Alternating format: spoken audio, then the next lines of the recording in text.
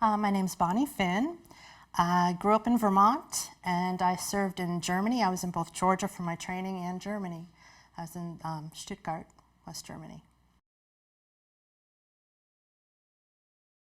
After a year of working at a temporary assignment, I really fell in love with the idea of being an electronic technician. And I was also a skier.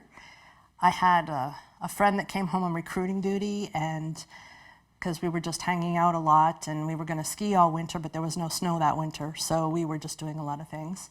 And he said, well, hey, if you join the Army, you know, you can go to Europe and ski the Alps. I had 2 different jobs while I was in.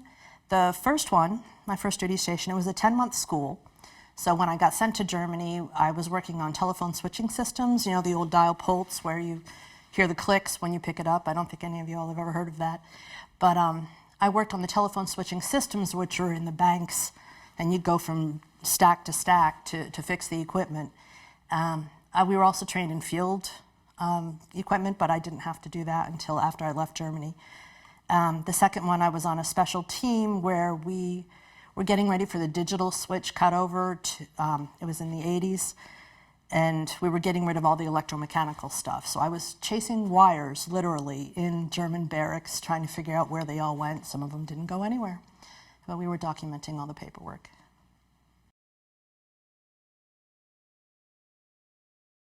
I mean, we weren't at war per se, but it was Cold War. So there was a lot of terrorist activity going on. In my first duty station where I was working maintenance, we were on call on weekends sometimes too, we would go on alert every so often because there was terrorist activity in the area. The Baader-Meinhof, who's the Red Army faction, was pretty active where we were. And one time in particular, we were on guard duty, which they gave us just the steel pots and no ammo in our weapons and said, stand here on the open base and, you know, just keep traffic from coming in. We had the biggest PX in southern Germany, so we had a lot of outside traffic a lot of times.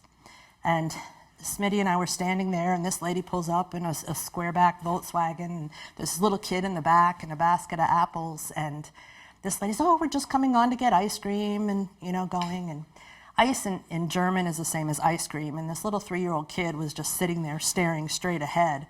And Smitty was hungry, so he noticed the apples that were in the back, and we were like, no, sorry, you know, turn around, go back. And as soon as we sent her away, the sergeant of the guard came flying up and was like, if you see this lady in this car, there's an APB out on her. Apparently she was one of the leaders of the Baader-Meinhof, and that basket of apples was a bomb.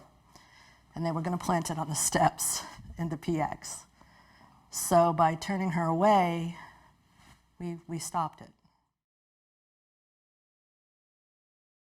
If you look at what Germany really was, the Berlin Wall coming down is not the same impact as you would think it would be looking at a map of Germany. I think it's important to know that the Berlin Wall is not what a lot of people think it was. It was a wall surrounding Berlin, Western Berlin. It was in the middle of East Germany. So it was 150 miles from the West German border. East Germany and West Germany were, if you look at East Germany, it's where the Soviets helped us. The Russians helped us in World War II, and they advanced far enough into Germany to do some liberation of some concentration camps, but they never retreated. So East Germany is where the Russians came in and where they stopped, and that's what cut Germany in half. Berlin was actually 150 miles into East Germany. So it's a little different. I wasn't allowed to go to Berlin to visit in my travels because I had a top secret clearance. I worked with communications, and I had a top secret clearance, and unless I was on an accompanied tour to Berlin, I could not go through East Germany to go visit Berlin because it was in East Germany. I was also not allowed to fly over certain airspace because of the Cold War threat.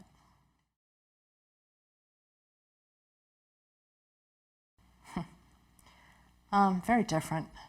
One of the things we always said about being in the military, especially enlisted rather than an officer, you know, the Army owns you.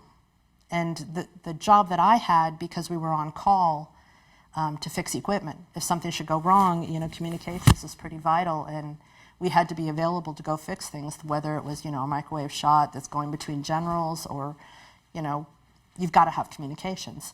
So they pretty much owned you when you were on call. You had to be available to answer a phone, which was usually in a hallway, not a cell phone.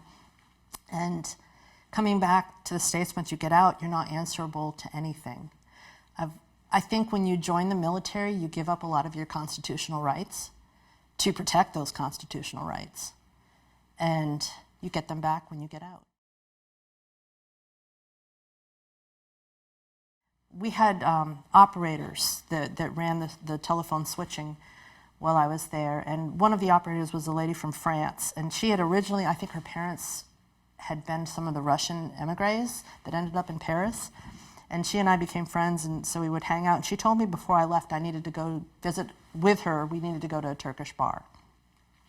So we went downtown to Stuttgart, and we went to this Turkish bar. We were the only two women in there. And she's telling me, nudging me on the side, like, don't tell anybody you're American. You're my cousin, okay? Sure. So we're sitting there, and we're drinking ouzo and talking with these people, and she nudges me again. She's like, get his name and address and phone number. I'm like, okay. So we talk, give him a ride in my car, drop him off at the end of the street where he lived. And as we're headed back to base, Jackie looks at me and says, let me see what he gave you. And I handed it to her. She goes, oh, he gave you his real address and phone number. Turn him in. He's a member of the PLO. He was a member of the Palestine Liberation Organization. I about floored. I mean, it was a little frightening. And I had a friend that was a general's guard, so after about a week of shaking, I finally turned the name over, and apparently they caught him and stopped some bombings in Stuttgart. So just meeting these people, and the thing is they're just like anybody else. You don't know, I mean, talking with this guy and chatting with him, you would not know he was a terrorist. And then to have that happen, it's just mind-blowing. I don't know. I think it's always close. I think in some form or fashion, because there's so many differing opinions in this world, I think it's always close. At that time, the Cold War was very real, even though they said it was, they have that clock, the atomic clock, where they talk about, 5 minutes to midnight, whatever it is. I do think we were always a little bit close, just based on who was in power. I know when we came back to the field unit in Georgia, we were on 30-day deployment. Should there ever be any problems, we were supposed to go help. And something was happening in Panama, so we were put on our 30-day alert, but as we were packing up and getting ready to go, everything turned around, so we ended up not going. But it's good because our equipment was World War II equipment. It was pretty sad.